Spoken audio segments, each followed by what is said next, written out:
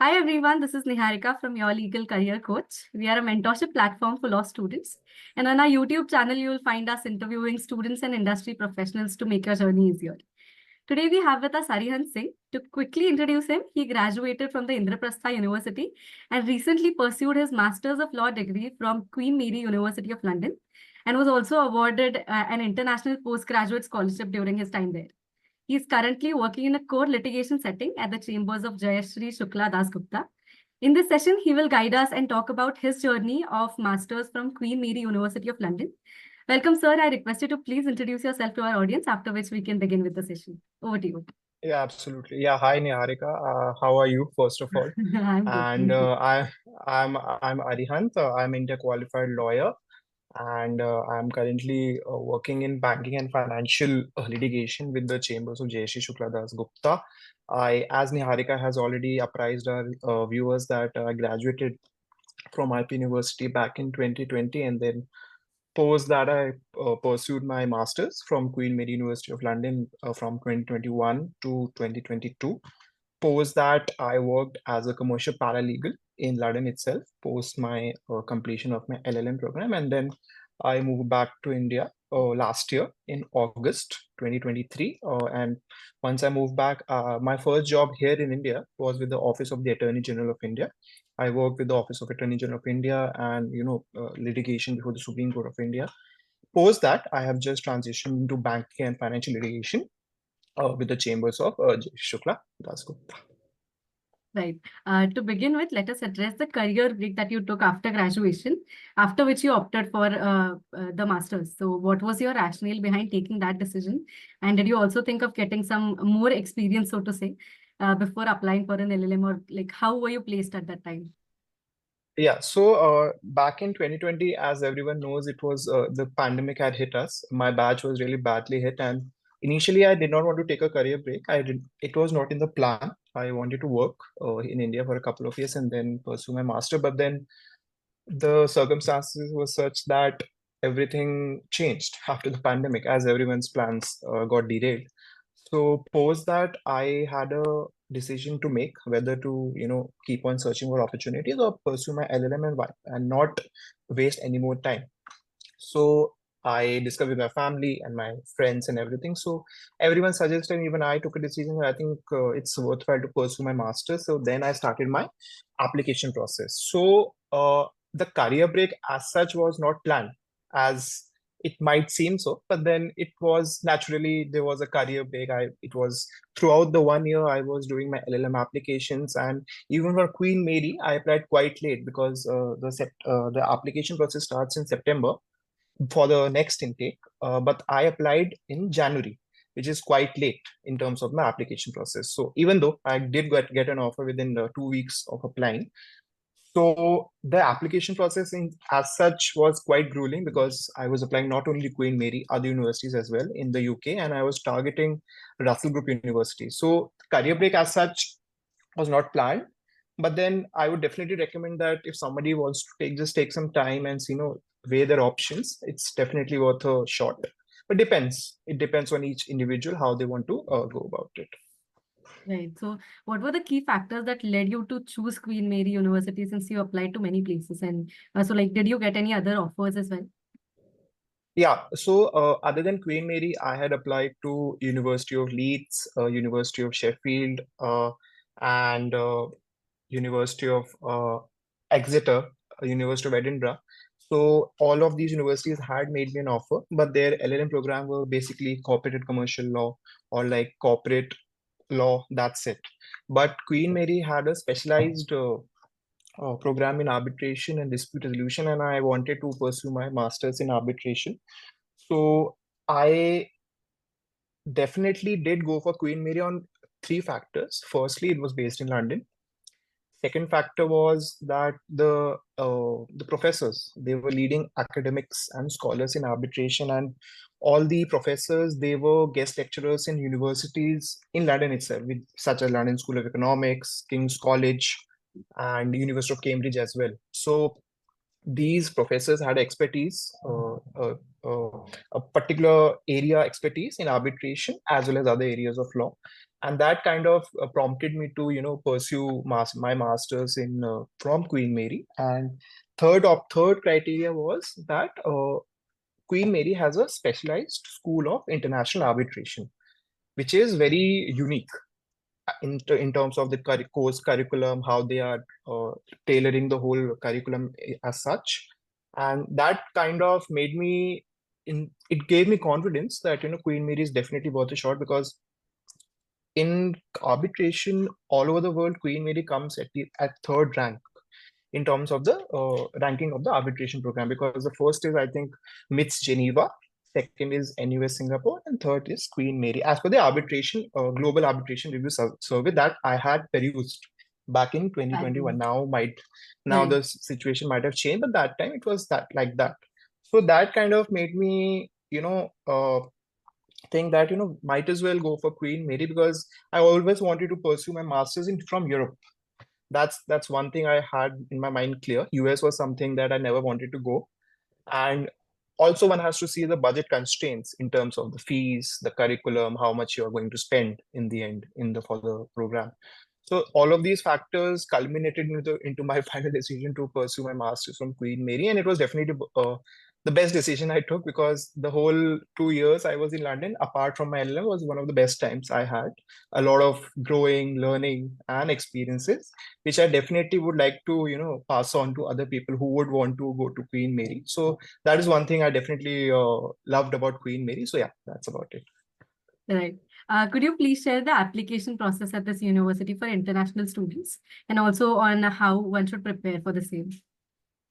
Okay, so the applications generally start in the month of September for all universities in the UK. Might be differing in like October, September, around that time frame, and it goes on till next year. I mean, even if you get late, you can definitely apply it like March of the intake that you want to go to. For example, if you're applying right now for the 2025 intake, you can even apply in March 2025, February, April, to be honest with you. Right. But definitely, my recommendation would be to start early, because once you are prepared to tailor your applications, it takes time, because every university has a specialized statement of purpose that you have to draft, and your recommendations also change a lot in terms of the university that you are eventually going to apply to. So, to be honest, the application process is quite similar for all universities in the UK. The main documents that you will definitely need is firstly your CV, or your recently updated CV, which will have your all whole academic history, right from school, and then your law school, and your internships and your extracurriculars, public papers that you have published, your hobbies. You can even include your hobbies. Even I did. I had included trekking, hiking, photography. It definitely gives you edge. That Right. it shows that a student doesn't only focus on studies; they also Right. have some other things to do, and which they're interested in. So that definitely makes a lot of difference. So firstly is your CV. Second is that you have to draft your statement of purpose. So generally, it's a two paper.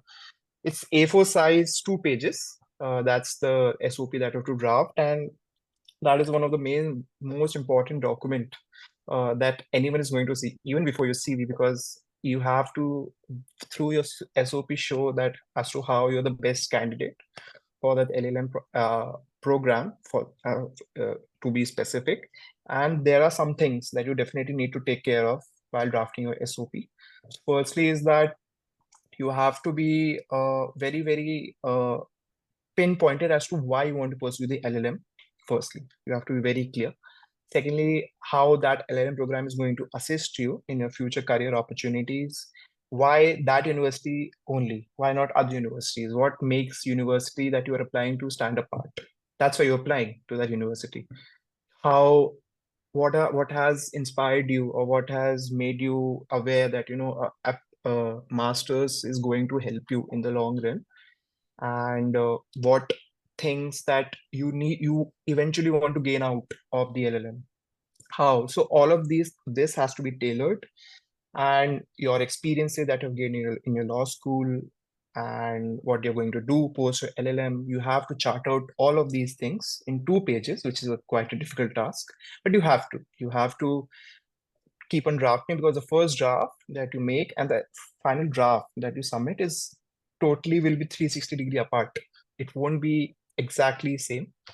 And you have to, at that time, SOP, take assistance of your professors, your seniors. They can definitely assist you, and people who have pursued their LLM from the UK, because those people have that experience to pass on to prospective applicants. So that is there. So this is the second document. Third document will be your letter of recommendation. So if you're going freshly out of law school, you will have to have academic recommendations, at least two. I would recommend take it either from your professors who have taught you in your courses, and another will be, I think, maybe from your dean of law school, or head of the school of law, something like that. Because I had taken the same, because I was going freshly out of law school, even though 1 year later, but still I Right. had to take it. However, if you're applying for a LLM couple of years down the line, one academic recommendation would be enough, and the other would be your professional recommendation from wherever you have worked, and then you are going either from a senior partner or a immediate supervisor who has seen you work, and Right. who has had the opportunity to review your work and see your performance. So that is there. So these three documents are there. And the fourth document will be your English proficiency test. So most universities have a IELTS score that you have to attach with their applications. However, you can take an exemption. So in my case, even though I had given a IELTS exam, I took an exemption from university, because they had that opportunity. They had that particular thing in their application process. So if you have studied your bachelor's in English, and you have appeared in exams in English language, then you can get the exemption, because Mm. the main thing is you are coming from different jurisdictions, so they want you to Right. be proficient in your language, English language, because that's the mode of teaching, mode of examination there, as well as in India, but they want to be sure.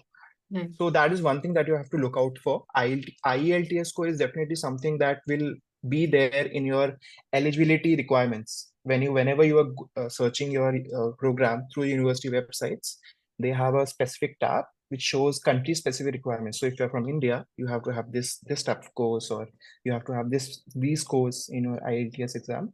For Queen Mary, I think right now, as far as I checked, it was 7 band in your writing, and then 5.5 in speaking, reading, and listening. So that is there, but depends on university. But like University of Edinburgh, London School of Economics, and King's College have a higher requirement of a band in that IELTS score. So yeah, these 4 documents I think will be enough for LLM applications, and depends. Every university has a different application process. So once you have that application process starting for you, you have to see what are the requirements. So either you go through the pages of the universities and see what are the documents that you have to have while you're applying, so that you have them handy when you are finally applying for that LLM program. So you have to start early, like at least 2 to 3 months before you start for your LLM application. So yeah, that's it. Right. Can you tell us about any challenges that you might have faced during your application procedure and how you handled them? Yeah, so I think one of the biggest challenges was the SOP, because SOP is something which is very tricky, to be honest. And although the first draft, you will think that I think this is the best, but it's not. Always get it reviewed from your seniors, from your professors, and even like even you can even talk to your alumni from the university itself on LinkedIn. LinkedIn is such a powerful platform right now. You can connect to anyone, anywhere, anytime. So in my case, I had spoken to one alumni who had pursued both her bachelor's and master's from Queen Mary, although she's practicing in India. But I found her on LinkedIn, and I spoke to her as to how to tailor my SOP, what all things to take care of, and how I can be a better candidate in terms of the LLM. So she definitely assisted me a lot. I'm thankful to her. So yeah, you have to find one person or two people who you trust, who can assist you in their LLM application processes. and your SOP, because SOP is something that is your personality, your academic history on a piece of paper. So if they want to know about Niharika, for example, they will just need to see those 2 pages of paper, and they will ascertain that, you know, this is how she is, this is her profile, this is her hobbies, this is her academic history, what has she achieved, your extracurriculars, your academic scores, and how you have gone about in a law school. So that is one of the biggest challenges I had faced. And the second challenge, I think, definitely was moving out of the country, because LLM is a big task, and you're moving away from your home, your family, and everything. So if you are ready to tackle the same, you should be ready, because I had a lot of colleagues who were homesick. Although I come from an armed forces background, so I am used to moving around every 2 years, 3 years throughout my schooling and everything. But it depends who students are going across India for the LLM program. So I think, yeah, these are the biggest challenges. And I think the third challenge is to be mentally ready. I think you have to be mentally very uh, sane, to be honest, that you have to pursue your LLM, you have to be strong, because you have to be ready for all the challenges that you're going to face. Because once you get there, there's another set of challenges that you face. Being in sync with the culture there, because you're coming from India. It's a totally cultural shock. I remember when I had landed in London, it was 13th of September morning, and I was like, oh, I have come. I was like not able to reconcile that I have landed. And when I was traveling from the airport to my university accommodation, that was another challenge. A lot of emotions running. You are happy as well as you're sad, because you're away from your family and everything. So yeah, that is definitely one of the biggest challenges. I think it's a natural thing that anyone can experience. It's natural, I think. So yeah, I think coming from India to London, I think these are the challenges that are definitely faced. But I think you just need to speak to a lot of people, especially in terms of the SOP. If I start chronologically, regarding the challenges, speak to people, get your SOP reviewed. Maybe they have some better recommendations. Maybe they want the language to be much better, and that is there. And I think we have to be strong mentally, emotionally, that you have to pursue a LM, you have a goal pursuit, and I think it will be fine. It just takes time. It just takes time. Yeah. Right. What kinds of specializations does the Queen Mary University offer? And why did you choose an LLM in comparative and international dispute resolution as opposed to a general LLM? Okay. So I pursued a LLM in comparative international dispute resolution, which is majorly arbitration and international dispute resolution. And the other specializations that are on offer are competition law, corporate and commercial law, intellectual property law, shipping law, and environmental law, and like insurance law. This is a whole lot of offers in terms of the LLM specialization, because Queen Mary is known for the same. Because even, for example, I have gone for the arbitration LLM, but I have the option to choose modules from other specializations as well. That is the flexibility that university offers in terms of the course structure.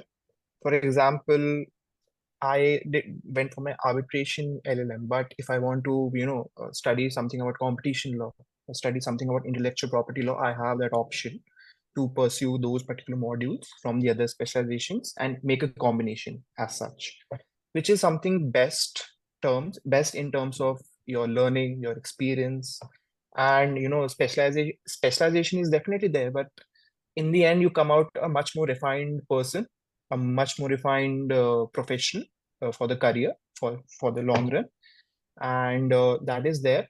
And even if you do a specialized arbitration, there are some modules which only you can study. So that is quite unique about Queen Mary. So those modules are called locked modules, and the other modules are free choice, which you can choose from other specializations as well. And my decision not to pursue a general LLM was that I wanted to have a specialization. Obviously, you can pursue a general LLM in which you can study anything and everything.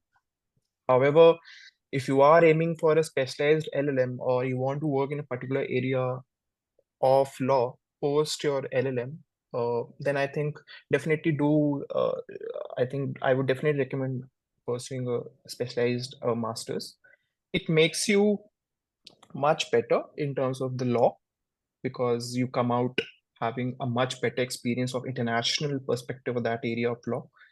Secondly, you get to study from other jurisdictions as well because the course content is not only tailored around the United Kingdom, you get to study from other jurisdictions such as the US, Singapore, South America, and Africa. So that is one of the things that is there. So I think that these were the reasons I chose to pursue a specialized LLM. Right. What clinical experiences or practical legal training did you undertake during your LLM program, and how did that contribute to your professional growth? Yeah. So there was a pro bono commercial law clinic in the university called Q Legal, and they basically help entrepreneurs, upcoming startups to tackle legal challenges that they face when they set up these startups. So I was part of the public legal education program of Q Legal. So let me just give you a brief background how what Q Legal is all about. So Q Legal has three branches. The first is legal advisory, second is externships, and third is public legal education, in which I was a part of. So legal advisory is where they pair two students together and they are deputed a particular client. For example, IBM.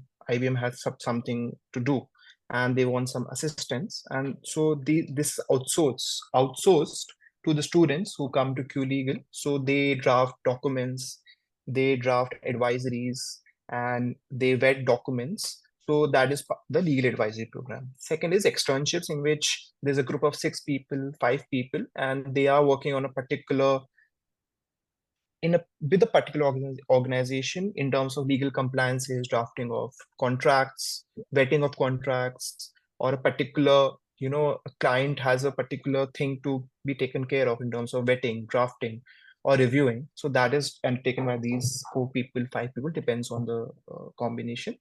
So that is externships. Third is the public legal education, which I was a part of. So in public legal education, you basically, as the name suggests, you have to prepare a workshop in which you have to apprise a group of people regarding a particular topic, and it's a group of 4 people. So when I had been a part of Q Legal, I was with 3 other people in my team, and 2 were from France and one was from Hong Kong. So we had prepared a presentation on corporate structures in the UK, company law. So what are the structures as sole proprietorship, limited company by guarantee, and all those things. So we had prepared that workshop for a Q incubator. It's an in-house entrepreneurship cell of Queen Mary University for startups, entrepreneurs who want to start their businesses. So they wanted to know, what are the legal structures or corporate structures they can take advantage of once they set up their businesses. So we had done the same. Although one of the disadvantages was we had gone post COVID.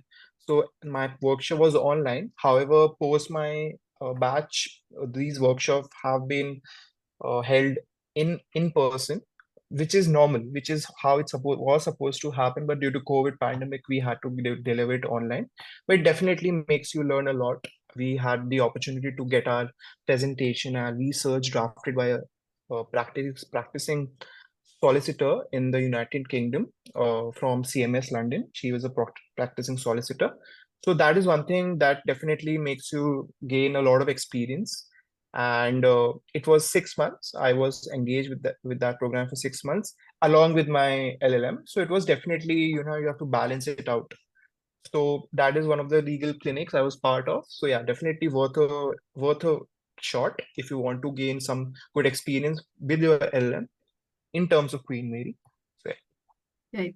What is the typical class size for LLM students, and how does that impact the classroom experience and the student-faculty interaction? okay. So it depends. I think my batch were around 70 people, and but we had people from all across. I think all across jurisdictions to uh, be a part of the LLM, and we had people from India, obviously, and Brazil, Colombia, Hong Kong, US, and even from Asia, from other countries, China. So our LLM was my specialization was very diverse in terms of ethnicities. However, other specializations have had a much larger number. For example, corporate and commercial law is one of the biggest batches during my LLM. They had almost 250 students a part of the LLM program. However, on the contrary, courses like competition law, environment law, shipping law, they were small sizes, around 40, 30 people. But then so that's the thing. So a particular specialization may be in demand, so then more people come for that specialization. However, there are specializations which are very niche, like competition law is very niche. Even in India right now, it's very niche. Competition law is something not everyone ventures into. So obviously, competition law was very small in size. So it depends intake to intake. There's no particular strength that is there. And I think one of the best things is you get to study with people from other jurisdictions as well. You get to learn from them in your LLM. So I think, yeah, that's it. So, as an international student at Queen Mary University, what resources and support systems did you find most valuable in transitioning to studying in London? So Queen Mary has a very big database in terms of research. They have specialized libraries in London itself, other than university. So, School of Law, especially postgraduate students, they have the opportunity to access the Institute of Advanced Legal Studies library, which is which is like literally walking from the law campus, postgraduate law campus, literally at 10 minutes. However, that library was only accessible to the University of London students. So every university which is affiliated to the University of London, only those students can access those libraries, and they have a vast collection of research material, legal databases, and even scholarly articles. And so, yeah, that's there. And I think that the research base in terms of the books in Queen Mary is very diverse. You get to access books from different jurisdictions and different areas of law, and any particular author that you want to access, you can definitely access. And the best thing I think was that you can access these books even virtually.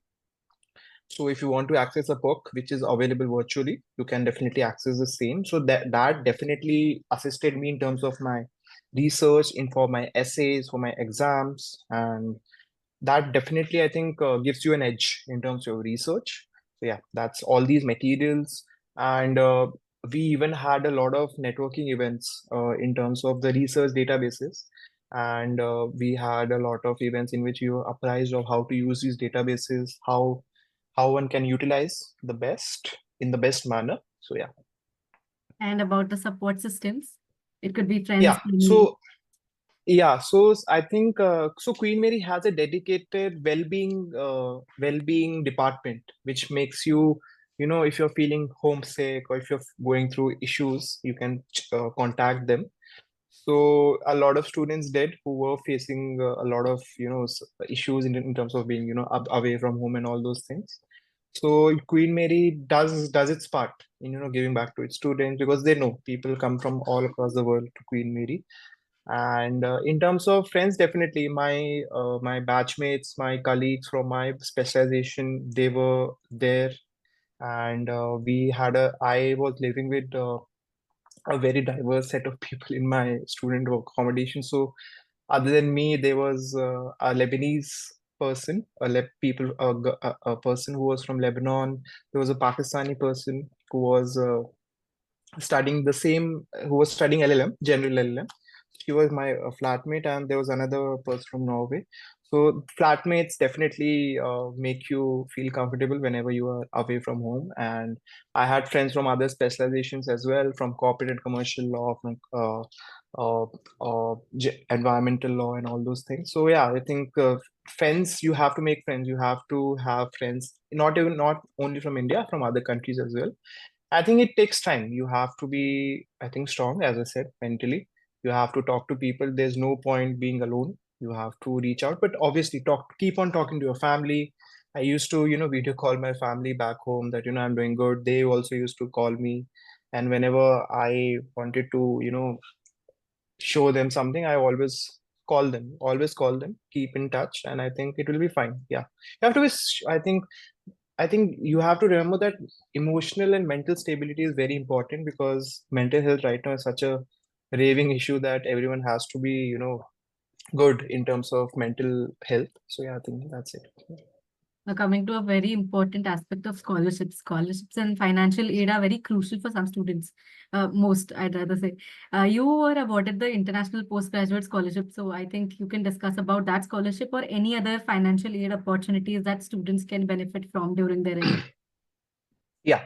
So the scholarship that I had been given, so it's awarded automatically. It was a 3,000 pound scholarship, and it's given based on your marks that you have received in your bachelor's in your school of law. And the criteria is you have to score between 70 to 80% or the equivalent CGPA in your law school, and then it's awarded automatically. So in my case, it was not. I had the grades, I had everything, but I had to apply for the university that I have that particular score and I am eligible. So then they admitted that I think there was a mistake from their part, and they gave me Yeah. that scholarship. But this scholarship, in terms of Queen May, it's awarded automatically as far as my batch was concerned. Maybe now I'm not aware as to how the scholarship is being given, whether there's an application process, but this scholarship is there.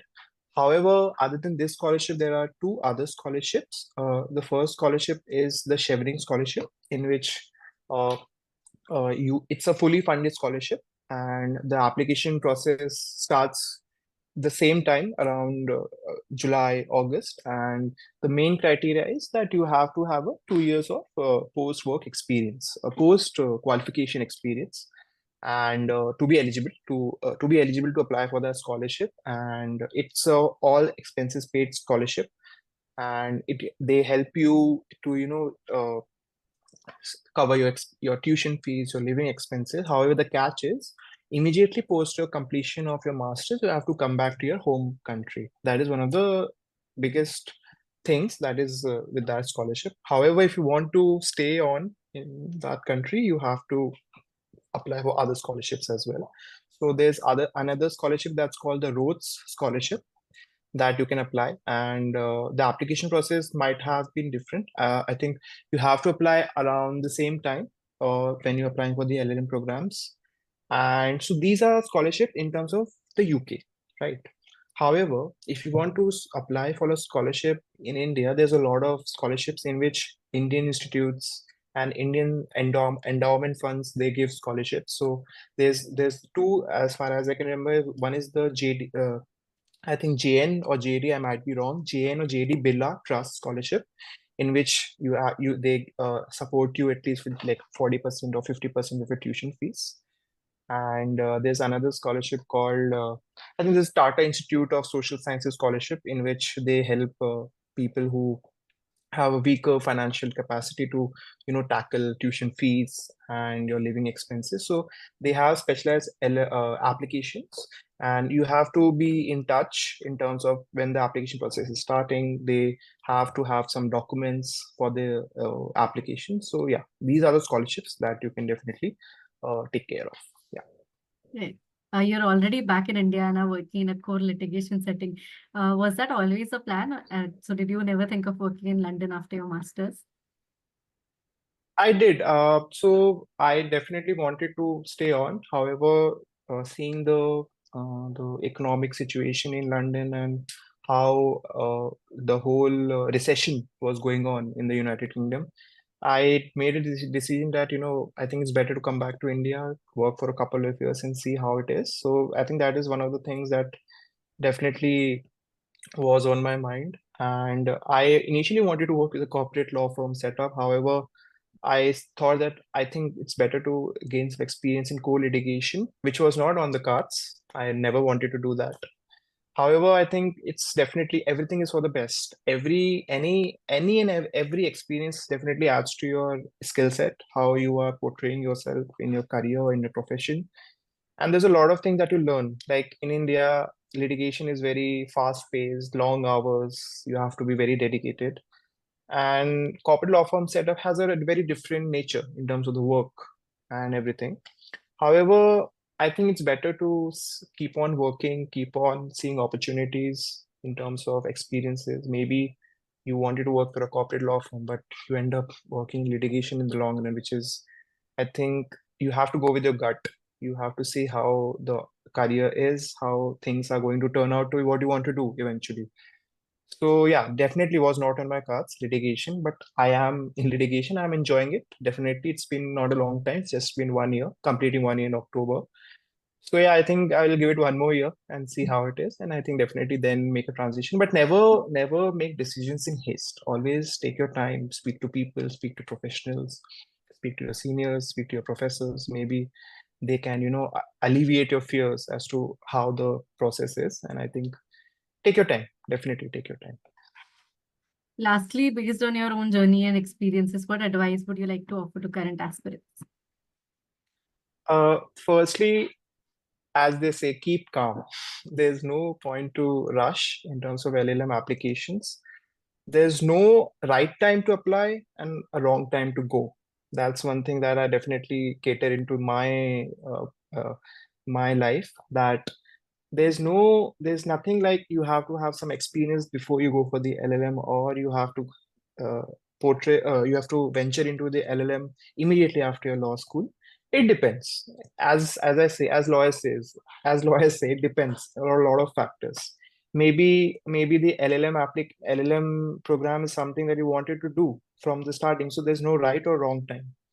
You have to, whenever you decide that you have to do the LLM, always try to see other factors as to what stage of the career that you are in, and how the LLM is going to fit into your career ambitions for the long run.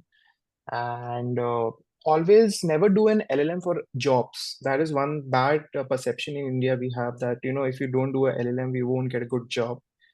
However, that's not the case. If you have the right skill set, you have the right experience, you can definitely venture into it.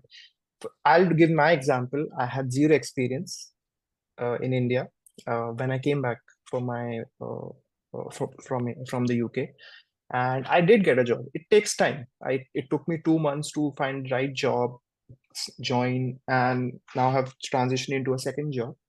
So, I mean, if I can do it, having a zero experience, even though I had the backing of a LLM, maybe that maybe had a it maybe it maybe did play a big role in terms of my profile. However, it depends. If you have that experience before going for the LLM and post coming from the LLM, it depends. Everything, it depends how you are going to work in the long term, what career ambitions you have, any particular area of law that you want to go into. So yeah, you have to weigh your options, and enjoy law school, have the right set of people to take guidance from. I think that is definitely there. And always keep on striving for better opportunities, keep on interning with different places. As people say that just doing litigation internships might not be the best thing. You have to intern with other places as well, government institutes, NGOs, law firms. And even interning with a legal think tank is something that you can definitely take care of, and definitely give you a big edge in terms of experience. So yeah, I think interning in different places, there's no pressure as to performance in academics, because academics is there. You have to have your basics clear and the foundation strong. However, that is not one of the things that you have to be, there's nothing, there's no straight jacket formula that if you don't score well in your law school, there's a chance that you won't get a good job. That's not it. It's the skill, the experience, your practical knowledge, your commercial expertise. So yeah, that's it. With this, I believe we have covered all the important things that we needed to know about LLM from Queen Mary University of London. Thank you so very much for accommodating our request despite your busy schedule. I'm very positive this video will be of utmost importance for everybody watching it. So once again, on behalf of Absolutely. ILCC, I thank you for being here and I wish you the best for your journey ahead. Absolutely. Thank you so much. And I think I would like to definitely thank your legal career coach, Niharika, and Samnika for giving me the opportunity to come here on a platform and share my experience. And definitely, if somebody gets assistance out of this conversation, I think I'll be more than happy because it's all about giving back to the legal profession. And yeah, that's it. Thank you so much. Thank you. Thank you.